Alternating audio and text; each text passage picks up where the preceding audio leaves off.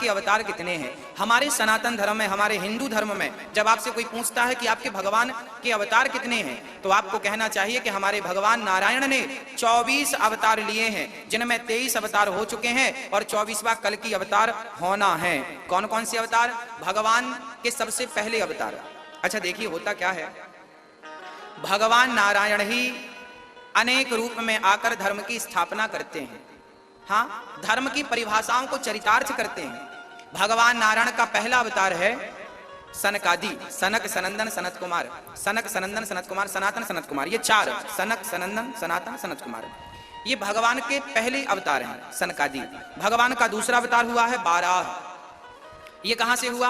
बोले ब्रह्मा जी के द्वारा जब उन्हें छींक आई तो उनके नासिका छिद्र से 12 भगवान प्रकट भये और 12 भगवान ने हिरण्याक्ष को मारकर पृथ्वी की स्थापना की। पृथ्वी रसातल में हिरण्याक्ष ने छिपा रखा था, उसे मारने के लिए भगवान को 12 अवतार लेना पड़ा। भगवान नारायण ही नारद जी के रूप में प्रकट भये, ये तीसरा अवतार है। भगवान ने चौथा अवतार धारण किया था नर नारायण का। ये नर नारायण कौन है? धर्म की पत्नी मूर्ति के गर्भ से आप आए थे और आपने इंद्रियों को वश में करके लोगों को यह बतलाया कि इंद्रियों को वश में कैसे किया जाता है। 24 अवतार में ये चतुर्थ अवतार भगवान का नर नारायण के रूप में हुआ। 5वां अवतार भगवान का कपिल देव जी के रूप में हुआ। ये वही कपिल देव जी हैं जिन्होंने अपनी मां को सांख्य शास्त्र का उपदेश किया और भक्ति का मार्ग अपनी मां को बतलाया। 6वां अवतार भगवान का श्री दत्तात्रेय जी के रूप में हुआ, जिन्होंने 24 गुरु बनाए। 7वां अवतार भगवान का यज्ञ भगवान, 8वां फिर ऋषभदेव जी, 9वां अवतार पृथु भगवान, 10वां अवतार मत्स्य मछली, 11वें अवतार में भगवान कछुआ कच्छप बने। समुद्र मंथन के टाइम पे पर्वत को पीठ पर आपने धारण किया।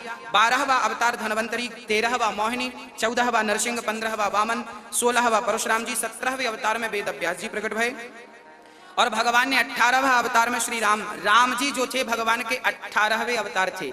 19वें अवतार बलराम जी, 20वें अवतार कृष्ण जी और 21वें अवतार बुद्धावतार। देखिए भागवत कैसा ग्रंथ है। इस कलयुग के जब 10 वर्ष बीते, इस कलयुग के जब 10 वर्ष बीते तब व्यास जी ने भागवत की रचना की। हाँ, किसके कहने पर? नारद जी के कहने पर की। व्यास जी 17 पुराण लिख चुके थे, बड़ा मन उदास था, क्या करें क्या करें क्या करें, समझ नहीं आया। तब नारद जी ने कहा कि आप भागवत की रचना कीजिए, तब कहीं आपको शांति का अनुभव होगा। नारद जी के कहने से व्यास जी ने भागवत की रचना की। अच्छा, भागवत कलयुग के प्रारंभ में लिख गया था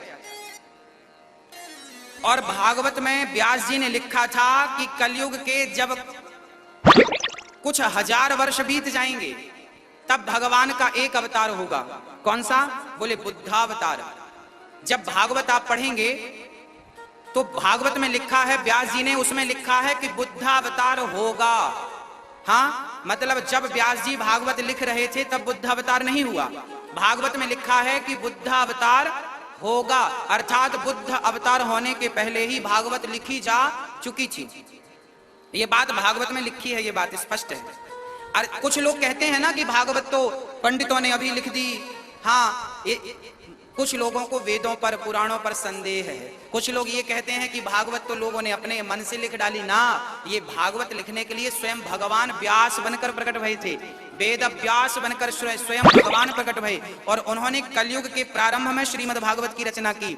और भागवत में आने वाले टाइम पे क्या क्या घटना घटनी है सब कुछ पहले लिख दिया। बुद्धावतार होगा, किस माँ के गर्भ से होगा, ये तक लिख दिया। और कल की अवतार जो आने वाले युग में, इसी कलयुग के अंत में 23-22वां अवतार हरि अवतार जो गजेंद्र को बचाने के लिए भगवान ने लिया। 23वां अवतार हयग्रीव अवतार, जिन्हें हयग्रीव अवतार भगवान ने धारण किया। और कलयुग के आखिरी में संबल ग्राम में विष्णु यश नाम के पंडित जी के घर में कलयुग के अंत में कल की अवतार होगा। होगा ये लिखा है। हाँ, एक होगा लिखा था बुद्धावतार, वो हो चुका, वो सत्य, जो बात लिखी थी वो सत्य हो चुकी।